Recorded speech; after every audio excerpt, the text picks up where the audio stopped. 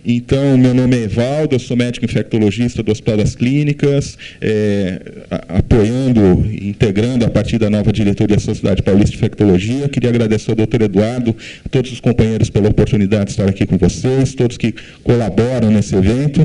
E queria agradecer especialmente o Dr. Juvencio, que, como o Dr. Drauzio, também inspira e inspirou uma geração de infectologistas oriundos lá da Faculdade de Ciências Médicas de Santos, e que vai falar para a gente sobre a história do HIV, quem é o HIV, como chegamos até aqui, a história da epidemia no Brasil e no mundo. Professor Juvencio.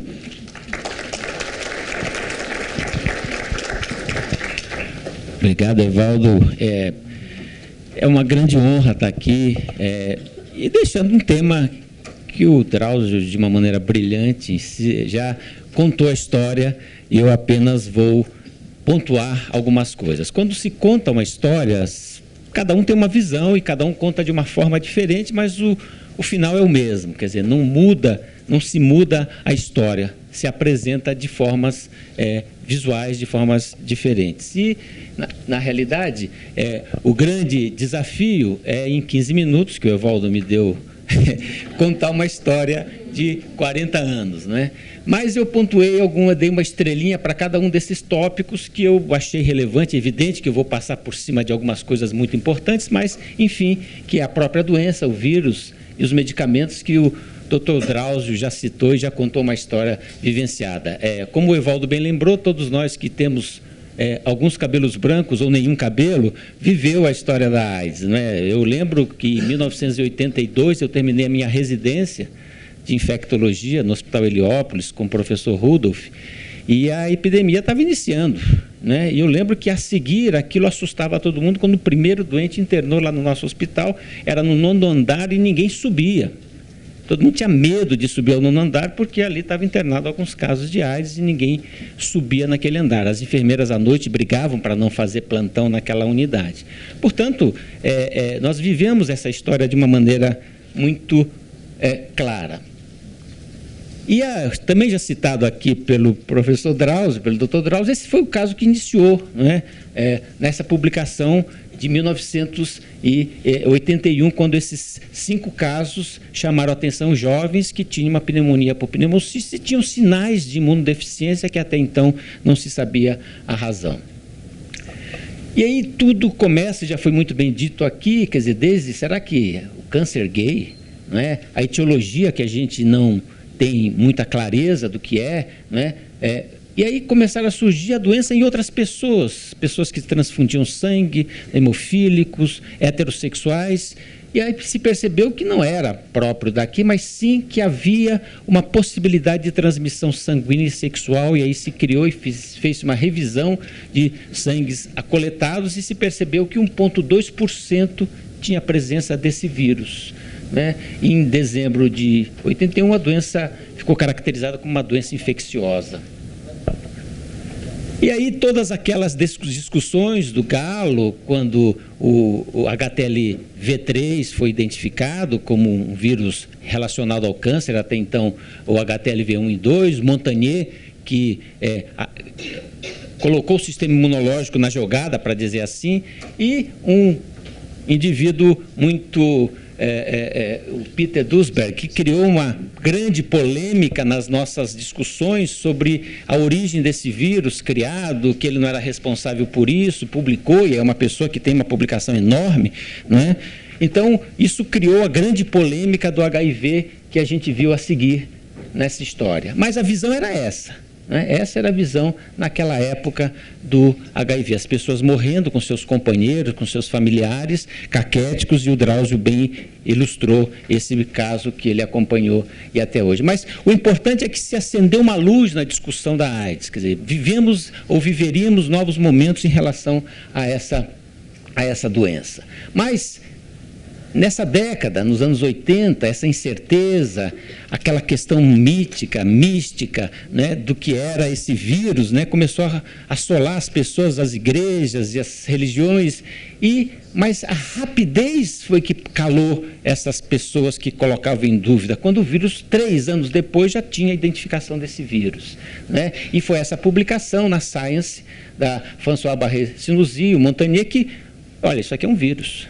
né? Então, esse foi um grande marco. Em 1983 já havia essa discussão e deixando claro e cada vez mais se estudando esse vírus e fazendo correlações da sua origem, por exemplo, na origem do macaco. Mas também isso mobilizou a comunidade, né? E São Francisco foi o grande palco dessa modificação, né? Quando o número de casos cada vez mais crescente, né? O medo começou a surgir, mas surgiu uma luzinha muito tênue, que foi o AZT, já descrito pelo Drauzio aqui, uma droga extremamente tóxica, que pouquinho ajudou, né? Aí começaram essas conferências internacionais que existem até hoje, né? Conferências de pessoas de todas as áreas, não só cientistas, mas todos. E essa começou em 1989, lá em São Francisco. Mas também algumas capas de revista como essa, né? A AIDS, a morte que espera, né? Aqueles que vão morrer, contam sua história, como uma doença fatal. E nessa época surgiu, né, o grande ídolo do momento, né? O Freddie Mercury, que agora está evidenciado num filme, uma das suas últimas aparições, mas a gente sempre gosta de lembrar dele aqui, nesse momento, né? Nesse momento de glória, e revolucionou não só a música, mas deu um grande apoio ao estudo da AIDS, e agora retratado no cinema e candidato ao Oscar, né, deste ano. Mas nós preferimos que o Oscar fosse dado aqui nesse momento, né?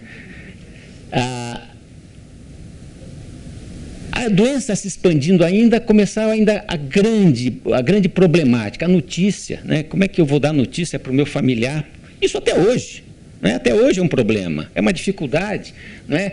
Dúvidas sobre a doença. Você fala, pô, nós conhecemos muito a AIDS, mas as dúvidas existem, né? Como é que eu vou conduzir tudo isso, né? A repulsa familiar, o envolvimento familiar, o apoio, né? Exemplos de luta e resistência, e o Freddie Mercury foi um deles, e outros tantos exemplos que a gente pode ter aqui. E aí, dia a dia, uma batalha era vencida por aqueles que eram infectados por esse vírus. As notícias dos jornais da época, né, que chamavam a atenção, até o Papa foi envolvido nessa história, né? E aí, em 1993, a Organização Mundial de Saúde falava, vamos testar as vacinas, que hoje nós temos um grande avanço a ser discutido talvez hoje. Mas o grande momento foi essa pressão que houve sobre a indústria, sobre a produção de novos medicamentos e a aprovação rápida, descrita aqui até no Brasil, uma aprovação extremamente rápida dos inibidores de protease. Mas o grande marco, na minha opinião, foi também já dito pelo Drauzio, que foi o sancionamento da Lei 9313, de 13 de novembro, né? Que foi o nosso marco, a distribuição gratuita pelo SUS da medicação, que causou uma grande polêmica à época, quem viveu sabe disso, o quanto foi debatido isso, mas sem querer ser presunçoso, mas talvez esse momento, né, fazendo uma alusão também a um filme candidato ao Oscar, né, O Primeiro Homem, né, o pequeno passo para o homem e um salto gigante para a humanidade. Eu acho que para o Brasil foi importante esse decreto assinado em 1996. Mas temos alguns dados que a gente tem que comemorar, né? Então, essa é a quarta estrelinha, né, que é a gestação. A gestação merece, quando se estudava aquelas mães, aquelas mulheres grávidas, e qual é o futuro daquela criança, né? E se sabia que na amamentação de 35 a 40, no trabalho de parto e no parto, na gravidez, os riscos de transmissão, e se estimava de 25 a 45% nessas mulheres. E aí o primeiro estudo, né, o ACTG 076, que começou a usar AZT versus placebo, coisa absurda, mas na época era o que tinha, né? Então, uma droga nova, isso é eticamente possível fazer essa avaliação, e se percebeu que havia uma redução drástica só com AZT. Mas olha só, por outro lado, isso serve de dado até hoje, quando se estudou menos de 1.000 cópias, né, usando ou não AZT, a transmissão vertical era de 0. A ponto de hoje se fazer um corte de 1.000 como transmissão, risco de transmissão. Mas também, quando se tinha uma carga viral muito elevada, mais de 100.000 cópias, isso já não era tão eficaz, essa droga já tinha um papel menos relevante. Mas isso também ajudou, e hoje a gente conhece muito bem esse assunto, uma publicação relativamente recente, mostrando menos de 50 cópias no periparto, a transmissão materno-infantil é de 0,25%, e quando tem mais de 1.000 cópias, vai a 8,5%. Portanto, a decisão de tratar essas mulheres e chegar no parto, no momento do parto com carga viral indetectável, praticamente desapareceu a transmissão vertical nessas crianças, nessas mulheres.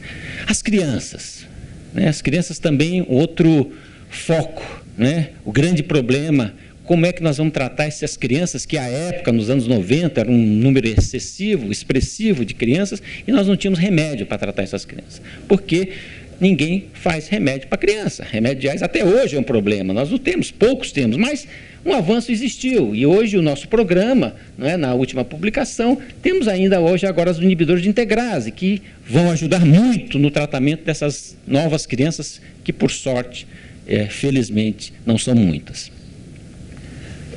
A sexta estrelinha é o tratamento, e aqui sim merece uma parada para reflexão, que mudou nesse tempo todo.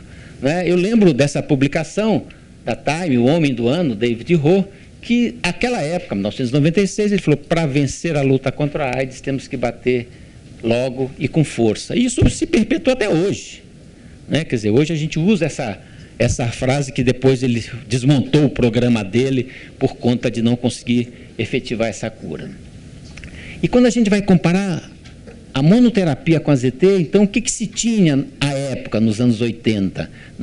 Uma elevação do CD4 discreta, uma queda da carga viral, mas que logo em seguida voltava a patamares anteriores. Depois a terapia dupla, que foi um pouco melhor, uma queda mais acentuada da carga viral e um CD4 mais elevado, mas que voltava aos patamares iniciais. E, finalmente, os anos 90, 96, a grande revolução dos inibidores da protease, quando praticamente a gente conseguiu o controle, e a partir daí começamos a melhorar e dar maior sobrevida às pessoas. E é interessante que hoje, neste momento, já se discute agora com novas drogas, com drogas mais potentes, com drogas melhores, com menos efeitos colaterais. Só para lembrar, aquela época o ritonavir se tomava 12 comprimidos, eram 6 comprimidos de 12 em 12 horas, uma delas. Por isso que não dava certo nunca. E agora, com drogas mais seguras, já se discute, tem várias publicações já e estudos sendo realizados com terapia dupla, com monoterapia, com alguns resultados discutidos, mas já com uma perspectiva futura. Mas o que a gente observa é que em cada momento da replicação do vírus nós temos medicações atuantes, desde a entrada, na transcrição reversa, na integrase, inibidores da integrase, da protease, da maturação com drogas quase liberadas, e ainda a possibilidade de uma terapia gênica inibindo cada um daqueles genes que vão formar um pedacinho do vírus.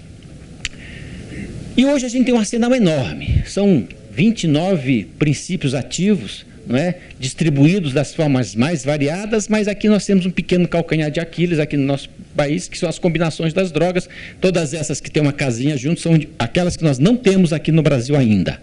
E eu falo ainda porque devemos conseguir avançar sobre isso. Porque essas combinações é que vão conseguir dar uma qualidade de vida melhor às pessoas infectadas. Então, e muitas dessas drogas deixaram de existir. E nós temos aqui todo o arsenal disponibilizado. E só para citar, nós temos aqui as combinações disponíveis no mundo aqui em 2019 até o momento. Drogas variadas que eu consigo, com apenas um comprimido, dar uma tranquilidade para esse indivíduo infectado. Então temos várias, não são poucas no mundo. Estou terminando, Evaldo. E aqui quero chamar a atenção disso, porque olha só o que mudou. 2015 até 2017 nós temos o maior número de pessoas que sabem o seu status do HIV, porque isso é importante para a terapia. Nós temos pessoas vivendo com HIV em tratamento. Sim, isso é mundo, tá? Isso aqui é mundo. É mundo, não é Brasil. O Brasil é um pouco melhor. 59%, que aqui nós incluímos os países africanos, onde se concentra a maior parte dessa epidemia, e pessoas vivendo com HIV/AIDS com carga viral indetectável, 47%. É um avanço, mas é muito pouco. É muito pouco. Nós gostaríamos muito de estar com 100%, 90%, daí todos aqueles programas da Organização Mundial de Saúde no contexto da doença. a minha 7ª estrelinha e a penúltima, não é? A PrEP, que vai ser amplamente discutida, não vou entrar nessa discussão, mas isso foi também uma nova revolução no controle e na profilaxia da infecção. Com todas as polêmicas que ocorreu e vão ocorrer, porque isto é polêmico, como foi lá o início do tratamento da AIDS com a ZT, não é? Nós devemos ter essa visão da PrEP como uma possibilidade de prevenção associada muito boa, e aqui o manual do nosso programa de AIDS, determinando todas as características, em que situações isso deve ser usado, e nós temos já vários ambulatórios de PrEP aqui em São Paulo e no Brasil, eu acredito. E aí, finalmente, a cura, né? A 8ª estrelinha, né? A possibilidade futura da cura. Né, com vários estudos, e aqui presente algumas dessas pessoas que participam desse estudo, desde cura funcional, cura esterilizante, não é? E o exemplo do Timothy, do paciente de Berlim, que nos deu uma lição aqui, a ciência deu uma lição que é possível, e aqui foi um transplante de medula, uma deleção homozigótica delta 32, que permitiu a cura desse indivíduo. E aí, né, essa cura é um novo caminho. Nós temos vários estudos, inclusive não presente aqui, que eu não estou vendo o Ricardo, que conduz um estudo de cura aqui em São Paulo, né? Realmente uma perspectiva brilhante. E para terminar, vocês estão vendo aqui uma coisa interessante. Esse é o grande campeão dos 100 metros rasos, o Bolt, né? Ganhou tudo, né? E aqui, se vocês olharem, temos um verdinho, e eu coloquei na imagem isso, é o Vanderlei Cordeiro da Silva, né? Que é um corredor de maratona. E eu digo que aqui o primeiro mundo está aqui. E nós estamos aqui. Nós que temos um corredor de longa distância, que dificilmente vai passar o Bolt, mas nós estamos aqui, ó, chegando, né? E isso a gente tem que destacar. Quer dizer, apesar de todas as nossas dificuldades, todos os nossos problemas, de todas as questões políticas envolvidas, nós caminhamos, e caminhamos muito bem, com muita coisa a ser feita aqui pela frente. Então, para terminar, essa é a mensagem que eu quero dizer a vocês. Aliás, hoje é o dia dos namorados para os americanos, né? Valentine's Day. Então, que seja hoje um dia de muita alegria para todos. Muito obrigado.